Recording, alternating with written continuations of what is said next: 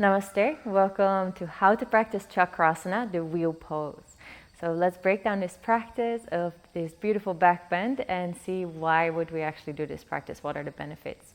Now before we get started, this is quite an intense back bending practice. If you have any soreness or stiffness in the spine or any history of injuries, then I would recommend first talking to your yoga teacher if it's okay to practice, and otherwise maybe going for Setu Bandhasana, the bridge pose. Okay, so let's get started. Lying on your back and bringing the heels very close towards the buttocks and making sure that they are on hip distance width apart. And then from there, we'll bring the hands next to the face with the fingers slightly pointed under the shoulders. Now here you have a few different options of coming up.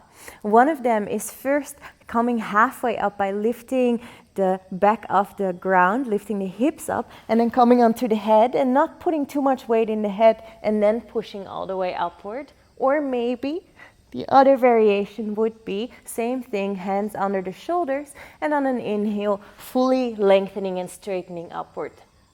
Either way is completely fine as long as there's not too much weight in the head. And then once you're up here, check that the feet are not rolling to the outside. Keep them in line and pointed forward. Relax the head and neck and push the belly all the way upward. To come out of that position, very slowly and gently, bring the chin into the chest, roll downward until the entire spine is back on the mat, and then just take a moment to rest. So this is Chakrasana practice, the wheel position. This is a quite intense back bend, so straight away you might notice that we're actually opening this full frontal line of the body. We're releasing rigidity in the sternum area, at the same time feeling more openness in the chest and lungs.